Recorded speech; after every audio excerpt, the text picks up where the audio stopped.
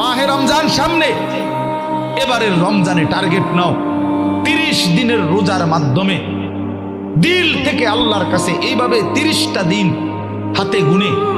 তুমি আল্লাহর সাথে ওয়াদাবদ্ধ হও যে আল্লাহ 30 দিন আমি রোজা রাখবো। এবং যৌন চাহিদা, লজ্জাস্থানের চাহিদা, অশ্লীলতা, বেহায়াপনা, নর্তকী, নাচ গান, উলঙ্গ ছবি দেখা, নারীকে নিয়ে চিন্তা ভাবনা, মেয়েকে নিয়ে অশ্লীল চিন্তা ভাবনা, অবৈধ কোনো প্রেম সম্পর্ক, হারাম কোনো রিলেশন, এই সব ত্যাগ করে বন্ধু 30টা দিন মনোযোগ দিয়া রোজা রাখো, তারাবি পড়ো, ইফতার করো, সাহারি করো, তাসবিহ পড়ো, তেলাওয়াত করো, কোনো আলেমে দ্বীনের সাথে উঠা বসা করো, ইমাম সাহেবের সাথে সম্পর্ক করো। ইনশাআল্লাহ দেখবা আল্লাহ চাহে তো 30 দিনের মাথায় আল্লাহ বলেন লাআল্লাকুম তাত্তাকুন, আমি আল্লাহ ওয়াদা দিলাম মোমেন তোকে মুত্তাকি বানিয়ে দেব।